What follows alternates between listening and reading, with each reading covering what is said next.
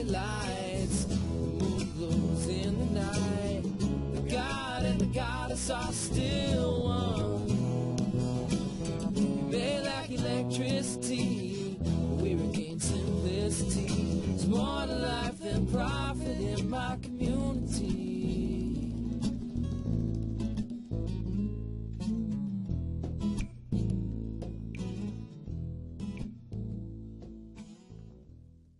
Francis Pottenger at first followed in the footprints of his father. He and his staff continued to see tuberculosis patients as well as carry on in the research avenues that had shown some usefulness. But as chronicles of history so often express, the serendipities of science take unexpected twists. A phenomenon is observed quite by accident, which boggles the perspective and redirects new levels of creative inquiry. So it was for Dr. Pottenger.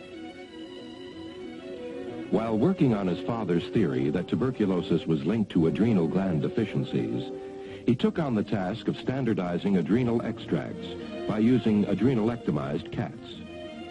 These were the steps required to standardize the biological extracts for later use with his tuberculosis patients. The cats chosen for the study were apparently in perfect health. They were kept in open-air pens with a yard 4 feet wide, 7 feet high, and 12 feet long. They were fed cooked meat scraps from the sanitarium, which included internal organ meats and bones, along with some additional raw milk and cod liver oil. According to all known standards, this diet provided an optimal amount of nutrients. The cats seemed healthy. The adrenalectomy technique had been proven appropriate. Nevertheless, the study suffered from an unexplainably high mortality rate. Then came that uncalculated twist of events. For some reason, many more cats were provided for the study than could ever have been fed using leftover cooked meat scraps from the sanitarium. So raw meat scraps from a nearby meatpacking plant replaced the cooked meat in the diets of certain cats. Within a very short period of time, the operative mortality rate of that group dropped significantly. The raw meat-fed animals began to survive the adrenalectomy extremely well, and they continued on in a superior quality of health. Pottenger had unexpectedly glimpsed a new facet of fundamental nutrition, and he was compelled to respond with a series of studies that would span the next 10 years of his medical career. To begin the study, a population of animals was selected which Pottenger aptly dubbed run-of-the-pen cats. He was not interested in physical perfection. His major concern was that his cats represent a normal sampling of animals, with the exception that cats with obvious deformities or disease were excluded. Needless to say, when people from the nearby community heard of the study, more cats were mysteriously abandoned on the Pottenger doorstep than could ever be used in the experiment. Pottenger was intrigued by what he termed heat labile factors. Or, put as an experimental question, he asked, does the cooking process somehow render food nutritionally deficient, causing eventual physiological degeneration? A basic diet was designed consisting of raw meat, viscera, bones, a small amount of raw milk, and cod liver oil. Each day, this basic diet accounted for 1/3 of the total dietary intake of the animals. The remaining 2/3 of the diet was the dimension of experimental manipulation. One group of cats received raw meat or cooked meat along with the basic diet. The other group of cats were given raw milk, pasteurized milk, evaporated milk, or sweetened condensed milk. Each cat's daily diet then consisted of 1/3 of the basic diet, plus 2/3 of the prepared food which was under study. And once assigned to a specific group, the animal's diet was held constant. Although there were 2 different studies, one focusing on milk and the other on meat, the results of both studies were nearly identical. Over the next 10-year period, Pottenger observed and recorded numerous physiological changes in the experimental animals and their offspring. First, you will observe the raw milk animals.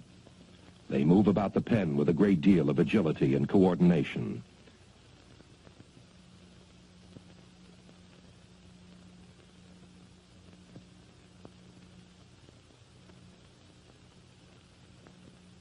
Notice the sheen to the fur and the normal sexual interest displayed toward the male in the next pen. As would be expected, they land on their feet when thrown in the air. The pasteurized milk-fed cats, shown here, move about the pen in a manner quite different from the raw milk cats.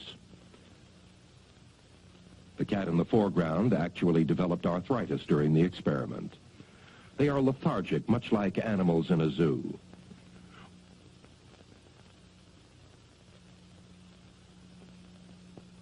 When thrown a short distance, these animals show a slightly impaired sense of coordination. Dental deterioration was also common. Note the abscesses above the molars, the reddish cast to the gums, and the soft gingiva.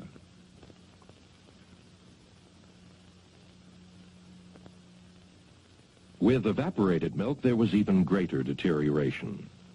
When the study was begun, this cat was better developed than any animal shown thus far. The sweetened condensed milk-fed cats not only had their milk heat processed, but there was the addition of sugar. They are nervous animals. Again, there is marked deterioration in coordination and dental abnormalities. Notice particularly the abscesses and the purple tone to the membrane of the mouth.